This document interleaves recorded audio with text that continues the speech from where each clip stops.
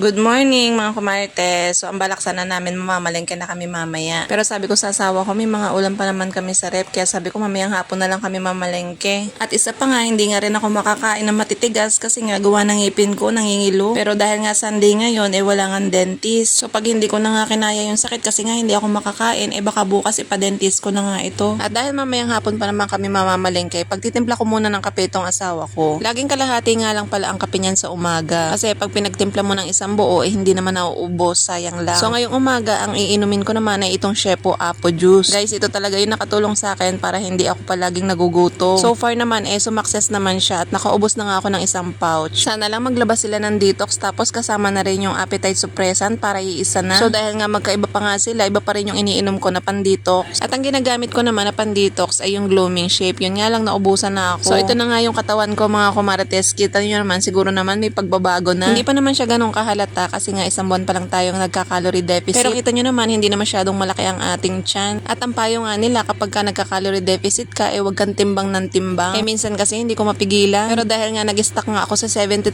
kilo hindi na nga ako nagtitimbang ngayon. Minsan na nga lang ako magtimbang kasi minsan nakaka-disappoint kapag ka walang nababawas sa timbang natin. Pero in fairness naman sa calorie deficit, ito talaga yung diet na tumalab talaga sa akin. Kaya ano pang iniintay nyo mga kumarites, mag-calorie deficit na rin kayo kung gusto nyo magbawas ng timbang. Hindi kasi sapat yung bawasan nyo lang yung kain nyo or mag-exercise kayo kahit mag-zumba pa kayo. At hindi nyo naman tinatrack yung calorie intake nyo, wala rin. Tataba at lalaki pa rin kayo kapag hindi nyo tinatrack yung calories intake nyo sa isang buong maghapon. So, paalala lang po na ang calorie deficit ay hindi para sa lahat. Dahil kung may sakit kayo sa mga diabetes ay hindi para sa inyo ang calorie deficit. Dahil ito nga kahit anong kainin mo ay pwede. So, kung may mga diabetes po kayo ay hindi para sa inyo ang calorie deficit. Maghanap po kayo ng ibang diet na para sa inyo. Pwede ring low carb kasi ang low carb talaga iwas ka talaga sa mga matatamis. Ngayong umaga nga pala magpiprito lang tayo ng saging na saba. At ayan, medyo nasunog pa nga kabibidyo. Ayan nga pala yung ating almusal ngayon. Nag-take nga lang din ako ng Shepo Apple Juice para mamayang hapon na lang tayo kakain ng kanin. So mamaya nga pagkatapos ko mag-almusal magwa-walking tayo. Tapos na nga pala ako magluto nitong saging na saba. Bigay nga pala to ng biyanan ko at meron din bigay si mother. At dahil nga nagka-calorie deficit tayo kailangan natin timbangin itong saging na saba. So mga kumarites, yung langis na ginamit natin dyan ay bukod pa rin yung timbang nun. At mag-a-add nga lang tayo dito ng 1 tablespoon na oil dito sa ating pritong saging. Dahil mga kumarites, ang 1 tablespoon ng oil ay 120